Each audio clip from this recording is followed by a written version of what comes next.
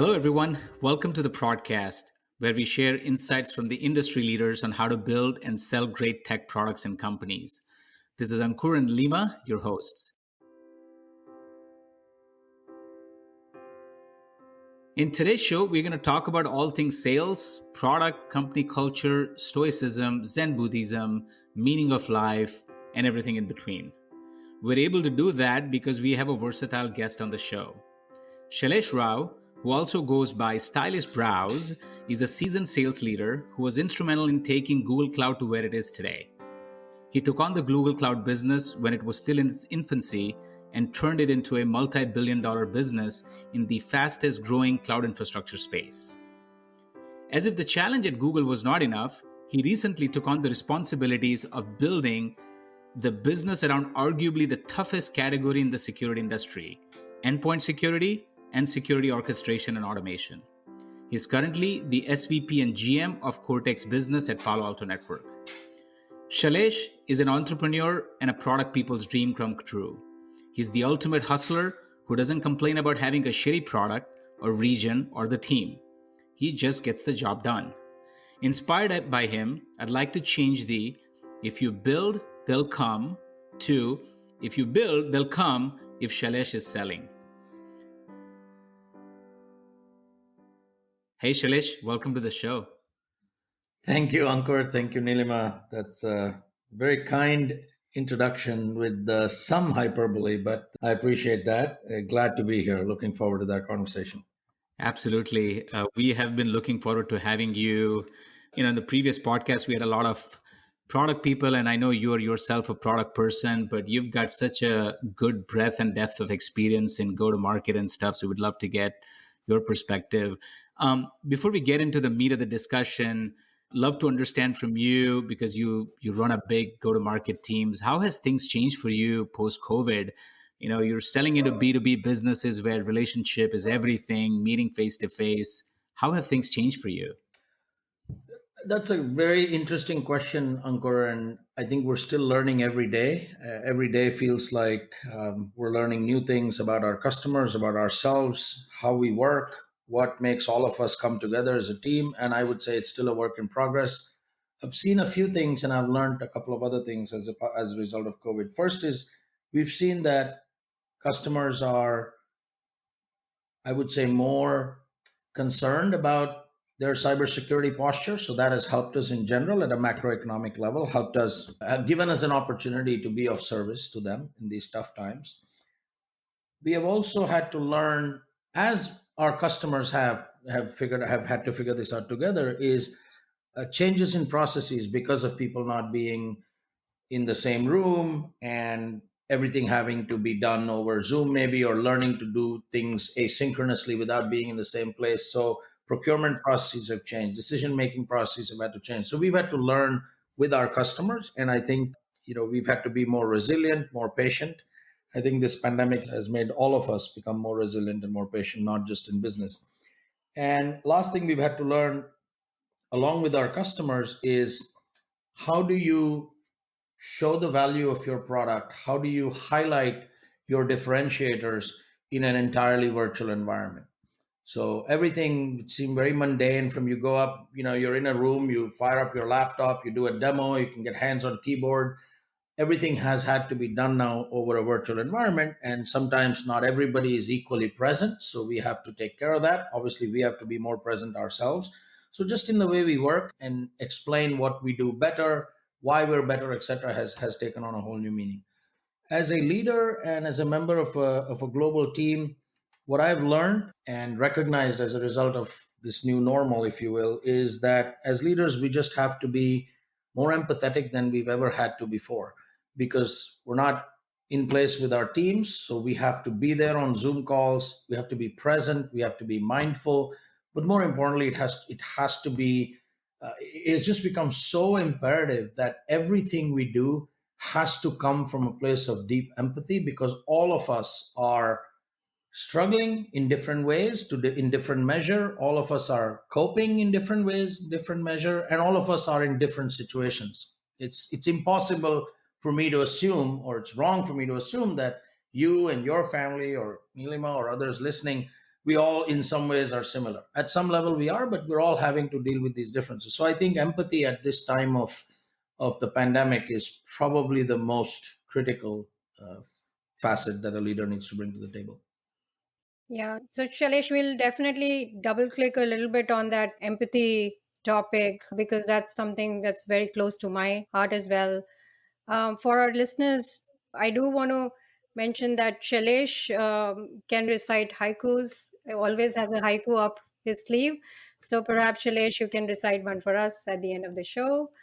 Let me start a little bit with your career, which was pretty fascinating. As Ankur introduced, you've worn many hats throughout your career. You started as an engineer, then you pivoted to product at Siebel, and then you started a company in 2003. Can you tell us a little bit about that? Yeah, so I was at Siebel Systems in product management. I was running our call center and service business. And what I realized at the time, and Siebel was, at least at the time, definitely the leader in CRM.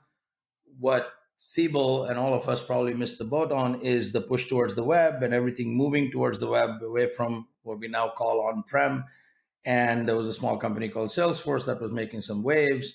Siebel did start doing something in that area. They had an initiative called sales.com. I was involved in that to a little extent. But again, it is hard sometimes. And I think that example of Siebel probably is an important one where it's very hard for companies that have found success doing one thing continuously and it's been successful over and over again. It's very hard for those companies I'm not saying all the time, but that's one of the blind spots that I think companies need to look for, as do people as we grow and take on more and change. It's very hard to get out of your comfort zone and see that what's coming at you and might destroy your business as it exists today may be completely different from anything that's been your traditional competitor. So Siebel is a classic example on how Salesforce came along the way. Now, since then, there have been many such shifts in all the various segments of our industry, including Uber and Airbnb and all that. I think along the same dimension. But I was working as a product manager. I was responsible for our call center service business, which was actually doing really well.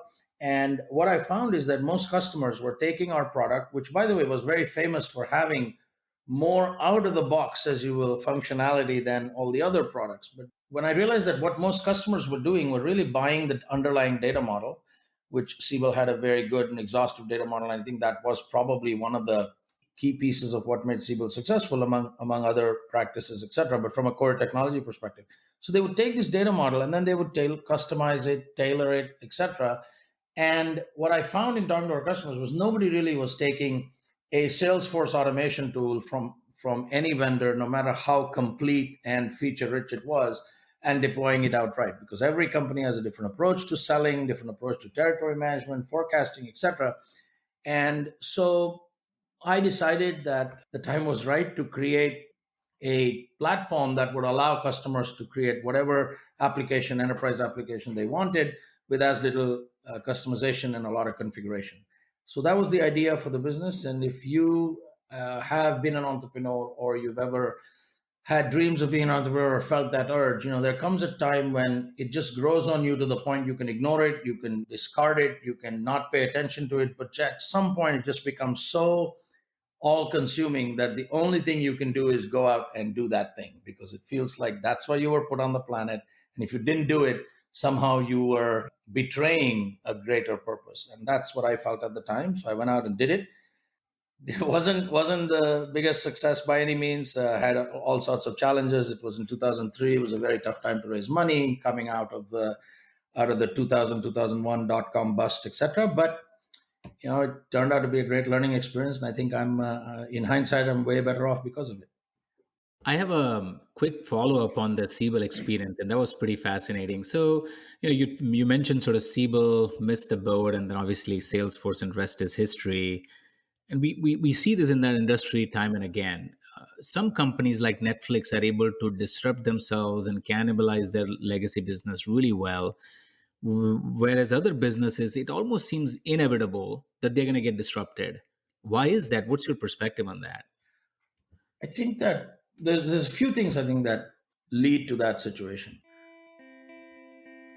One is, I think companies on their in their path to in their desire to grow and in their desire to be successful, I think sometimes they want to focus so much on what they can do right that they forget to pay attention to everybody else.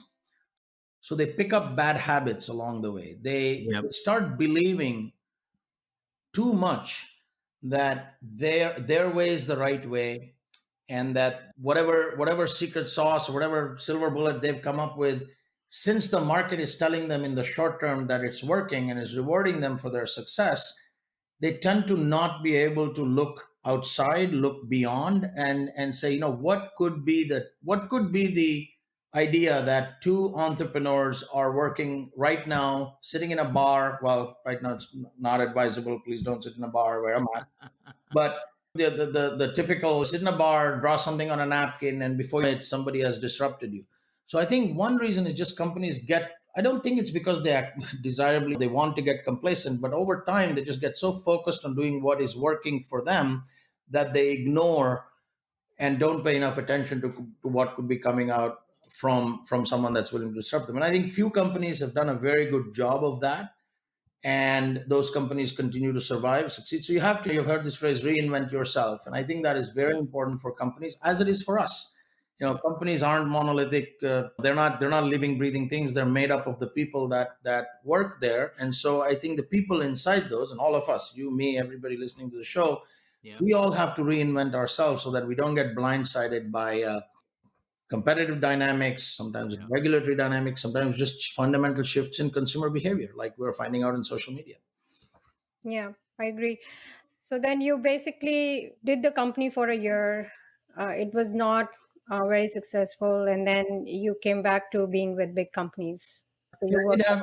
I still had the startup bug in me, I guess. So I had to feed that beast for a little while, and so I did a couple more startups, and they were variously successful, but probably by most measures that people think about, monetarily or from becoming famous, etc., which aren't necessarily the metrics that I would use, but by all publicly traded, comparables, they were not successful. And after doing three of those, I just needed to take a break from the startup mode of life. My kids were getting older, and my risk profile was changing slightly.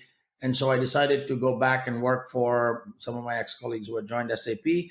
And so I went back to a big company, and I've stayed at relatively big companies since. Although I did have a stint at a startup after I left Google for a year before I decided to come and join Palo Alto Networks. And I'm sure a lot of your listeners would think about whether you're a large company. Are you a large company person? Are you a small company person? Should I be just do startups? I mean, I think the answer to that is as varied as many people that are listening to this podcast or as many companies that are in Silicon Valley. I don't believe that there is a single foolproof path. The ones who tell you that there's a foolproof path either are doing it in hindsight, which is always 2020, or they don't know really what they're talking about, because there isn't a foolproof guaranteed path to success through a particular model, whether it is going through startups, going to large companies. I think the most important thing is to recognize first, what are you passionate about? What kind of a leader, person, professional are you? And what kind of a person do you want to be? And I believe large companies can give you that. Small companies can. A mix of both can. Sometimes small startups want people who have got experience at a large company. Sometimes the idea of being at a startup where, oh, I get to do everything, including be the janitor, sounds great. But sometimes that may not be as much fun in reality as some people think it is. Sometimes it's romanticized more than others. And I'm not suggesting that startups are bad. I had a great experience at the startups I was at. I've also had incredible experiences at the large companies I've been at. I think it comes down to how you are able to learn from others, how you're able to motivate yourself and find the right conditions of people, markets, and environments that bring the best out in you. If that's a startup, great. If that's your own, great. And I know you've tried to make this show for entrepreneurs, and I think you can be an entrepreneur in a big company. I definitely believe that. And I've seen many examples of it. Sometimes I'd like to think I've been one as well in my own career. And so it really depends on you and what makes you tick. Very well said. I think If you were wanting to make a career, I think Google, Salesforce, Netflix, you could have joined it once they crossed the chasm, be there for 5 years, and you would have learned more than maybe 10 other startups who just went away. So I think there is no perfect recipe. You talked about passion real quick. When and what is your X factor? Like, what is your passion that just kind of naturally, your natural curiosity led to that path? What was your superpower that you discovered early on in your career? So I'm going to disappoint you with this answer, Ankur and Nilima, because this has been a question that I've asked a lot of people. Well, I've heard a lot of people ask a lot of other people, including sometimes myself, this question. And it is a popular question. And I've thought about this question a lot to say, what is my superpower? And the more I've thought about it, I have realized that I actually don't have one. And that is totally fine by me because I think part of what makes me happy, keeps me motivated, and sometimes I guess makes me successful, both by my own assessment and by others' assessment, is the ability to say I don't know.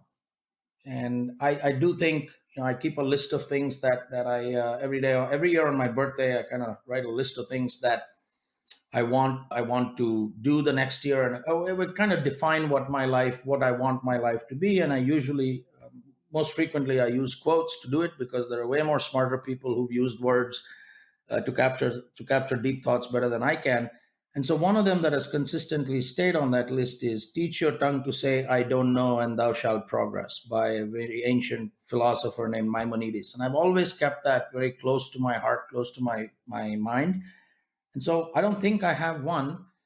Not to say I have too many. I'm not looking to be great at one thing, or I think if there is such a thing, and I don't think it's a superpower, if there is such a thing that I would say I spend more time on and constantly pay attention to, is being open to learning new things from anybody and everybody, whether I work with them, whether they are in my org, whether they're my peers, whether they're leaders, whether they're in my industry, whether they're not. So I think truly keeping an open mind and genuinely believing that just because I have experience at X doesn't make me an expert at Y, even though X and Y might seem like they are related.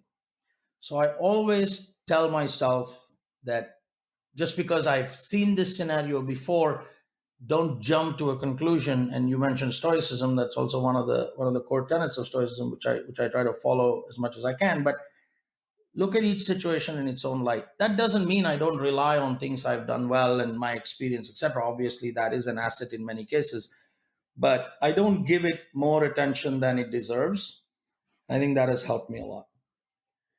So, Shailesh, you mentioned reinvent yourself. Is this a trigger to reinvent yourself? Knowing X well, and maybe X and Y are not related. Are you going towards Y with that? I think that's again. I think especially in Silicon Valley, and again, I think your target audience is tech. Although I hope that many people who are not in tech are listening to this and finding value out of it. But especially as it relates to the tech industry, my learning being in Silicon Valley now for 20 plus years has been that disruption is going to happen in companies, happen in markets, happen in processes, happen in technology, whether we like it or not.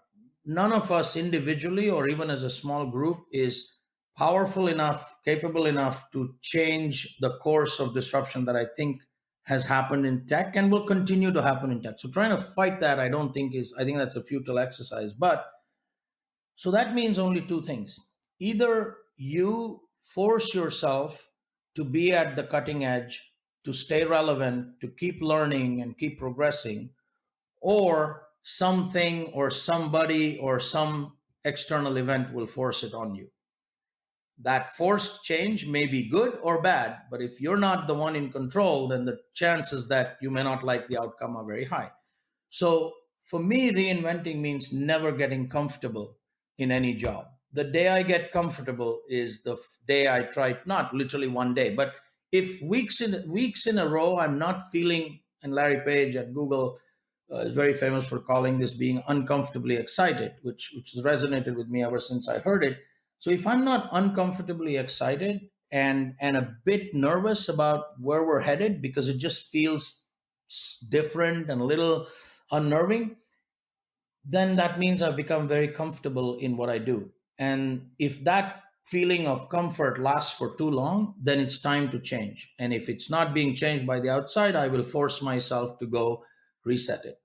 That's what caused me to leave Google to go find another opportunity that was very exciting at a smaller company to have a chance to do bigger impact. And then when I got the chance to join Palo Alto Networks, it was another chance to reinvent myself. So to me, reinvention is two dimensions, or the traditional way of reinventing yourself to me comes in two dimensions. One is, don't wait for someone to force you to reinvent. Do it yourself, because that way you get more control over the variables and you have a better chance of creating the outcome you like.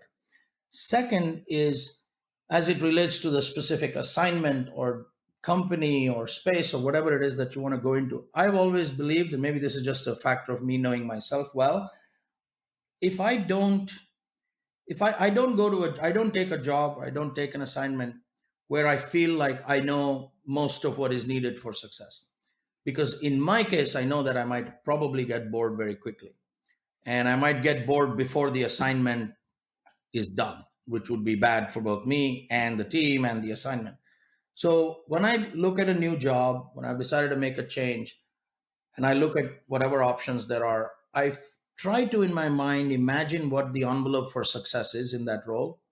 And I try to map that against whatever skills and interests and experiences I've had.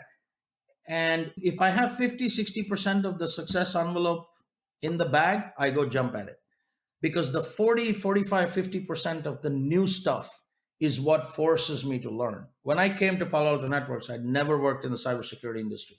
That to me was that 50% gap that I'd not done. I'd built businesses before. I thought I could do it again, but I'd never done it in cybersecurity industry. So for me, that was the leap of faith, which I wake up Saturday mornings, most Saturdays, and I'm studying cybersecurity, sometimes fundamentals, watching videos, just doing basic studying because it's new to me, and I'd like to believe I've learned something in 2 years, but there's still a long way to go. So find that job, find that assignment where you're going to be pushing yourself and you're going to stretch yourself, your way of thinking, your way of solving a problem. Otherwise, at least in my case, I get bored, so I would probably not be very successful. Fascinating. Yeah, this is a really, really good advice for a lot of listener. I think our natural instinct, and it's hard for me to know through evolution, like, were we supposed to be always anxious and paranoid and reinvent ourselves?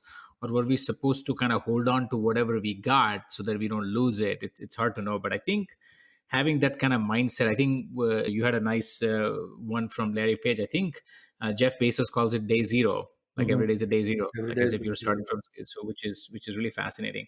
So one of those day zeros led you to Google Cloud, which, by the way, listeners, I think already know this, but Amazon is this big giant gorilla. You joined Google. Google is a consumer company, and they say, hey, let's start a cloud business and compete in the infrastructure space, which is going to be huge.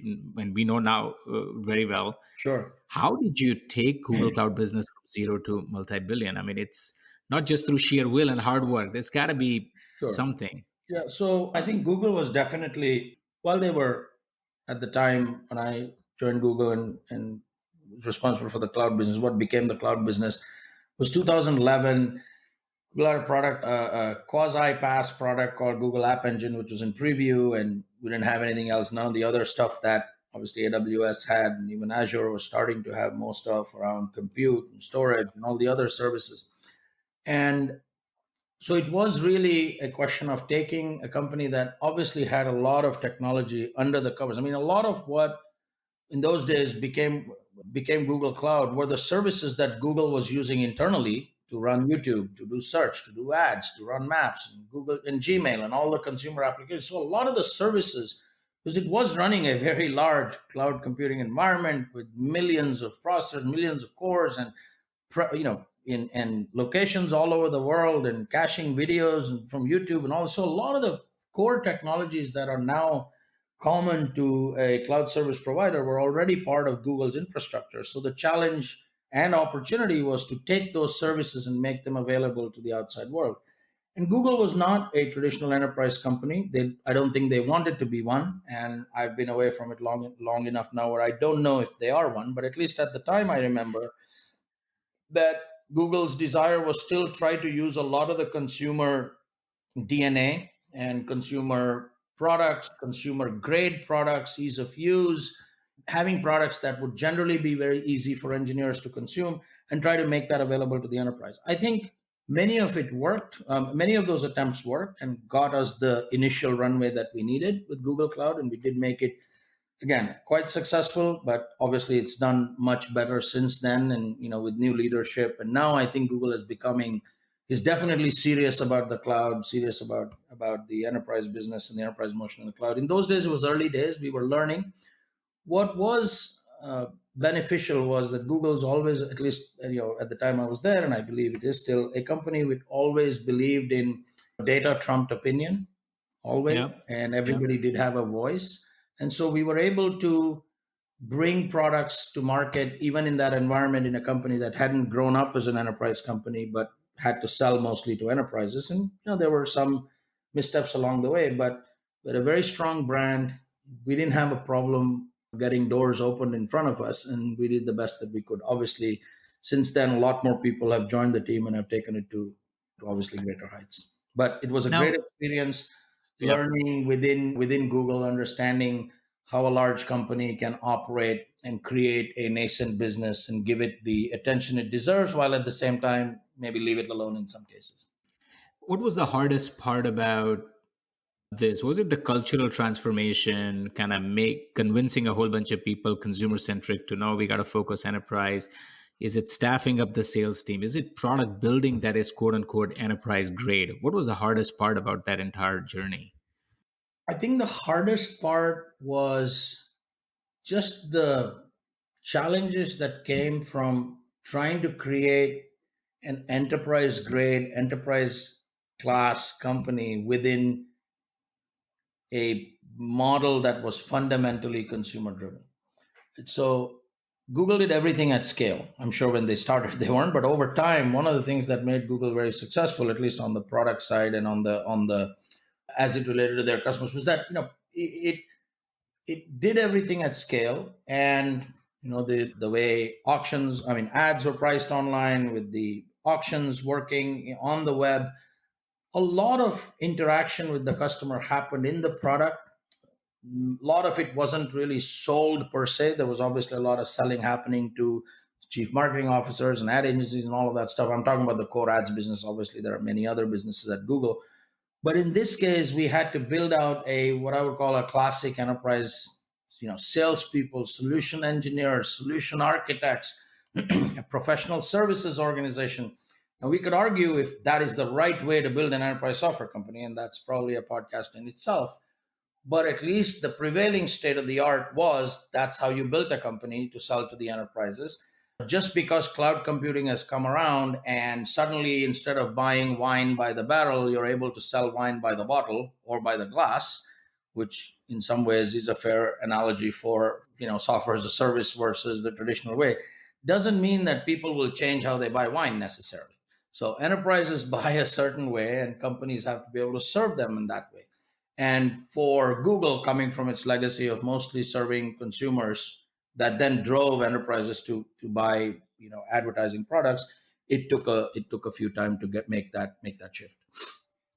Got it. Fascinating. Yeah, there are very few companies that I know of, and I'm sure we can all kind of count in two hands, like who have successfully made transition from consumers, small businesses to enterprise. It's an incredibly tough journey, especially in a company like Google, with highly super sharp people, very opinionated, very data driven, to be able to make a case that, well, we got to move the entire engine into selling into a classes of buyer that we are not used to, had to have been a Herculean task. Yeah, it's also business model, right? I think business model matters extremely. It's very, very important. I don't think people sometimes don't pay enough attention to the fundamental business model, and a lot of companies, including startups, I think have failed as because they haven't spent time understanding the business model, understanding how the business model needs to evolve, And the enterprise business model is very different than the consumer business model, right? And Google had products that the internet and consumers on the internet didn't have to do anything differently. They just had to do the things they kept doing every day, and more people kept doing more of it, which is searching for things and scrolling for things and looking for things. And every time they did that, Google made money on ads. Now, brilliant technology, brilliant product, obviously, and that was not the only way Google made ads, but that was a certain business model that allowed Google to monetize consumer behavior in a certain way to a certain degree. The enterprise business model is completely different. There's very few enterprises that, yeah, people do buy online, but that kind of scale in the enterprise business model where end users buy that much software without talking to, again, the process, the decision makers, and going through the POCs and all of that stuff that we're used to, not that common. So again, trying, Yeah. making that shift was not as easy as people might have thought, even though there was amazing technology and took Google some time. And clearly now they are doing way better, and I think are definitely doing much better than they were, and giving Amazon and Microsoft a serious run for their money. But I think there's a lesson in there for, especially for startup and for entrepreneurs, is to, in my opinion, understand really what the business model is. How are consumers actually buying your product? How are your customers buying your product? How do you replace whatever they had? Because if you understand that, it's good. Second, keep paying attention to it, because someone else could replace you. Yeah. So I think understanding those dynamics becomes very critical. Yeah, as we are having this conversation, I think one thing which is becoming very clear is that although you have a very specific knowledge on go to market and topic, the fact that you have constantly disrupted yourself, I still can't help but think that you've got a set of core principles that I don't know if you have derived from philosophy, Zen Buddhism or Stoicism. I think you've got some tools in the tool bag, which then you're still able to apply in security or in B2B. So first of all, let's start with we have read you're big in philosophy. Tell us a little bit about what got you into Stoicism and some of the core principles from there that you've applied in every job. You talked about a few things, but I'm sure there's a lot to unpack there. Sure. So yeah, I've just always been interested in philosophy because I've been interested in reading. Started reading a lot. I still read a lot, and being I think maybe a natural multitasker, it also translates to my reading. Where at any given time, I'm reading 4 to 5 different books. I'm not the kind who just pick up one book, finish it. I have 5, 6 books, and they may be in completely different areas.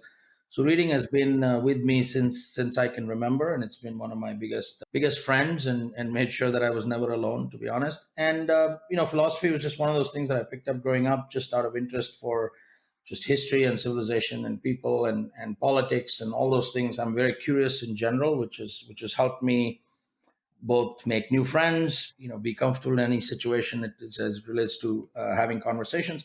So that interest I kept looking for the right answer, which is what a lot of philosophers spend their entire life doing. I just started reading what they were reading.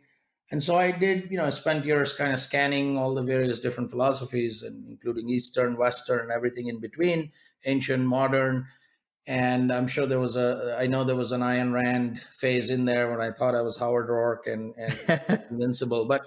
But I did find a natural connection between a natural attraction towards Stoicism, because it just, again, everyone has to find a way of life that works for them.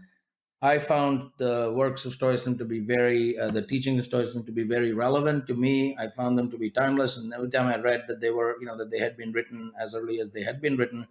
And I also was able to, having been born and raised in India, I was also able to associate a lot of things that I was reading in from some of the Stoic masters, that I also could relate to parts of ancient Indian philosophy, including Buddhism and other philosophies that grew up in and around India and Asia. So it felt like this bridge that was being built by people on two sides of the world long before I came around. And so it's always been a source of fascination for me, and I continue to learn from it, and actually, again, learn from many other philosophies. But Stoicism has a special place in my heart, for sure. Oh, I was going to say any specific principles from Stoicism that you find pretty valuable on an everyday basis. I'm sure there are a lot of them, but one that stood out for you that you know. One of the core tenets of Stoicism, and again, as I and this is the thing that I find fascinating about many philosophies, many schools of philosophies, that there's always some connection because they've all of us have come from Yeah. more or less the same place at some point in time. And so one of the core tenets of Stoicism is that you want is to focus on things that you can control. And you see this in other schools of philosophy said in different forms. And to me, that has always been something that has stood me in good stead, because there are a lot of things that happen at work, in your personal life, in the world right now, that aren't always in our control. And being able to not let those things bother you, affect you in ways that derail your course of being and your course of progress, I think is important. I'm not saying that sometimes they don't affect me. I'm human like anyone else, and sometimes they affect me more than they should. But just that's a core tenet that I've always tried to stick to and try to internalize. Another one is to be yourself, and this is again found in various forms. We've heard it in business textbooks as being, be an authentic leader. Whether you're a leader or not, I think everybody is a leader in some way or the other. You don't have to be anointed a leader, but you can always find ways to bring leadership to bear in whatever you do, whether it's in your personal life or professional life.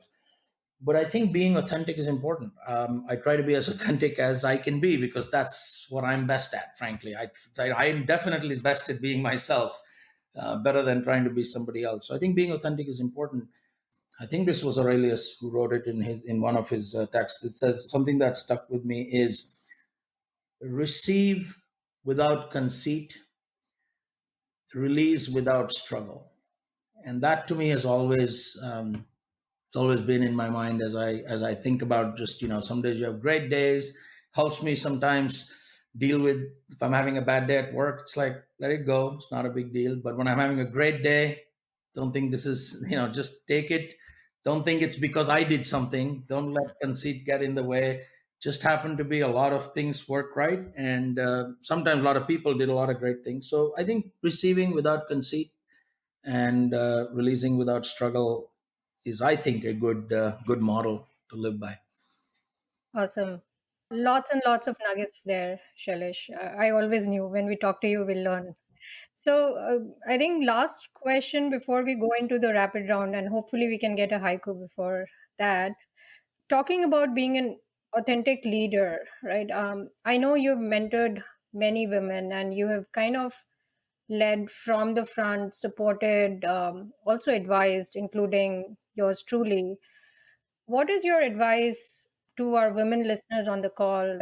How do you turn mentors into sponsors? And how do you find the right mentors in the organization, which is very key, I would say. As it relates to whether it's women leaders or just in general, being inclusive and valuing the diversity that obviously is around us, and the diversity in the people that are in our communities, diversity of thought. I've always valued that. I grew up with those values instilled in me by my parents, and so I've always tried to be as inclusive, as diverse as possible. And I know that everyone says it, so I'm saying it too. But it really starts with I think I saw a campaign recently online somewhere, and I don't know who it was. I apologize to whoever created that campaign, because it was a very, very good campaign. But I think if I remember, what I remember from it was inclusivity starts with I. And so it starts with, in this case, me. If you're the one looking at you, so it has to start from within us. We have to believe that everybody is equal. Everybody can bring incredible things to the table. Everybody has a right and it's important, not just important, it's the right thing to do, to treat everybody right and give everybody the right opportunities, equal opportunities. So you have to first believe that. And as it relates specifically to the women leaders that I work with, we talked about sales and hustling. I think this is not just for women or men. In general, the sense I get is a lot of people do not ask, they're not as comfortable asking somebody to be their mentor. Even in times when people have come and suggested to me that they wanted help and they wanted me to mentor them in one way or the other, there's always a bit of a hesitancy that I sense, and I try to nip it in the bud, and I tell them, hey, I'm happy to help at any time. But I think it's okay to ask. It's okay. I've asked people in the past, I've said, hey, I would really like you to be my mentor. I think I can learn a lot from you. I really value your judgment. I value your opinion. I've seen what you've done in your career. There are parts of your career that I'd like to emulate. Would you be open to mentoring me on a regular basis?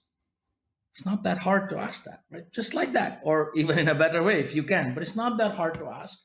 And second is, be open, be visible, talk to people, understand who in your organization values has the same values that you do, that you have, and build a coalition, build a network of supporters, and amazing things will happen. Obviously, everybody has to be flexible in their own approach to opportunities. I've been flexible in the past, and I continue to be flexible. So, I'm hoping that with all the awareness and all the spotlight that we're putting on it these days, that we will all get to this promise where everybody can rise to their full potential and bring their whole selves to work. That's my dream, and I'm sure most of all our listeners share that dream. Absolutely. Very well said. Yeah, I think, the recent movement around sort of obviously having more women in tech, more diversity in tech, I think it's only going to make tech, Silicon Valley over the last, many, many years has become sort of this, we'd like to think that we think different, but there's a lot of sameness in the way people think. So I think having the diverse group, and their opinions, I think, is going to be incredibly valuable to move the technology and the entire landscape forward. Before we move into our rapid fire, Shailesh, one quick question. It's a little bit tangential to what you were asked. Managing up, you've worked with tremendous leaders. A lot of people who have been kind of first, second line managers forever. They'd like to learn, like, how to crack the code. How do I get to the next level? Have you learned anything about managing up and getting to the top? Yes, of course. I've worked. I've had some amazing bosses in my career, amazing CEOs that have led the companies that I've been lucky to work for. Obviously, earlier in my career, I was not as close to them in the organizational hierarchy as I am now. But one of the things that I think has stood me in good stead is to not be different, and not don't be somebody else to your management chain than you are to your own team. Again, going back to the concept of authenticity, be authentic with your team, your peers, people who work for you, people who are in the same organization as you, people who are not. Up, down, doesn't matter, because at the end of the day, those are the things that people can tell very quickly. And I think seasoned leaders, good leaders, will be able. I think they look for authenticity. Doesn't mean that you're perfect. I'm not, but nowhere from perfect. I make mistakes, but it comes down to the basics. When you make a mistake, acknowledge. When you say you'll do something, do your best to do it, even if it is, keep your manager in the loop. It's sometimes people think, oh, he manages up very well, or so and so manages up very well.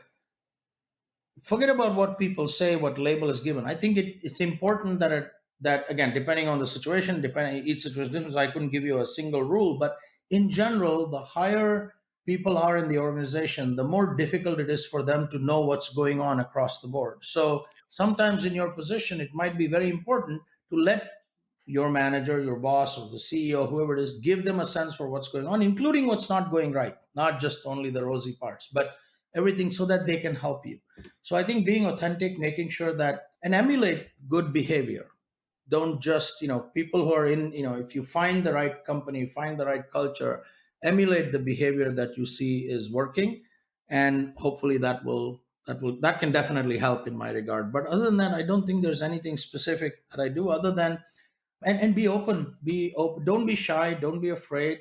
I prepare whenever I'm talking to our CEO. I spend some time, maybe a little extra time, preparing, because he has a perspective that others don't. So I want to make sure that I'm bringing in my unique perspective to the table and thinking about his. So just be prepared, be yourself, and do the right thing.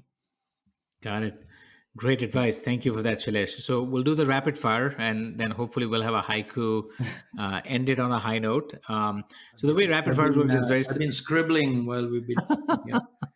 Oh Okay. wow, you're masterful at that. Rapid fire, very simple series of questions, yes or no, quick answers, short answers, right? So you said you're reading 4 or 5 books right now. What's on your Kindle or bookshelf right now? So I just this weekend, actually, I picked up again the book called The Intelligent Investor by Benjamin Graham, who is the Yep. Amazing. guru of Warren Buffett, because I've been feeling a little lost lately with the way the markets have been reacting. I feel like I I thought I had some algorithms that had stood the test of time, but they're all kind of, not compiling right now in this market. So I thought I'd go back to basics on that. I've actually just finished reading 3 or 4 books, so I have to just start my new collection. I just finished reading Team of Rivals by Doris Kearns Goodwin, which talks about the political genius of Abraham Lincoln, which I thought was a fascinating book. I also read a book called Task Force Bomb, which is a an account of a very interesting and fascinating, but at the same time scary and heroic incident that happened during World War II, and the team that carried it out from the United States Army. So those are the books I've been reading, and I'm going to pick up a few more over the next few days. Amazing. My collection. Yeah, I picked up Intelligent Investor in March, read it gobble to gobble, and then I'm like, that may have been the worst reading in March. Value investing is That's a bad dead time as to we read. know it. Yes.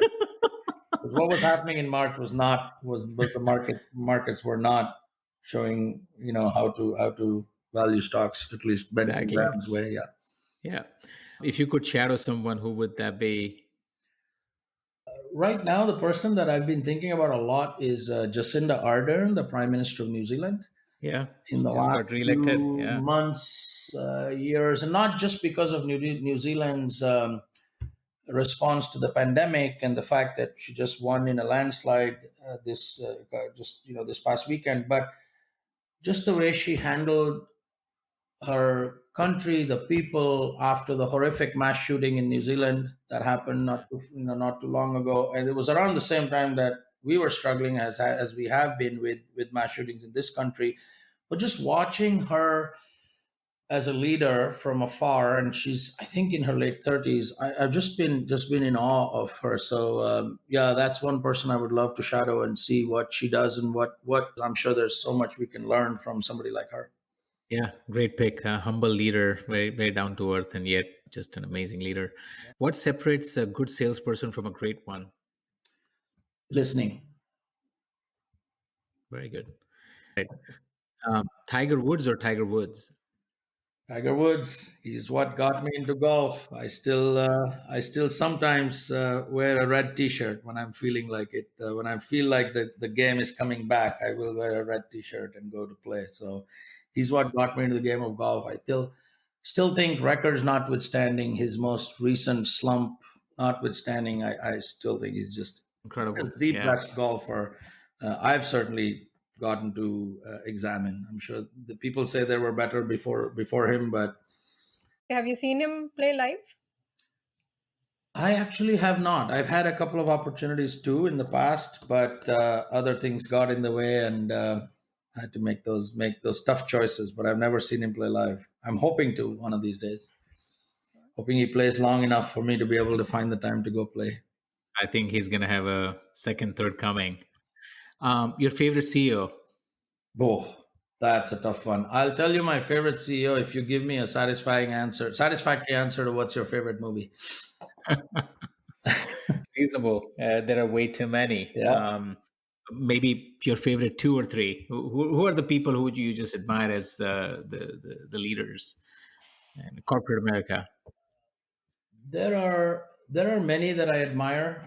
Literally, there are many that I admire. But again, just going to my idea of just being able to learn from everybody, there are a lot of CEOs that I've admired over the years, and clearly right now when I'm working at Palo Alto Networks, and Nikesh is somebody that I've admired for a long time. Got to work with him, around him at Google, and saw what he did there, and seeing what he's doing here. He is just, I think, an incredible leader, a brilliant strategist, and also somebody that can inspire people to do their best work. From my perspective, he's a great leader. I think what Satya Nadella has done with Microsoft, since in Microsoft version, let's say 3.0, Gates and Balmer being 1 and 2, I think is again gravity defining, not just for the stock, but what he has done with that company is incredible.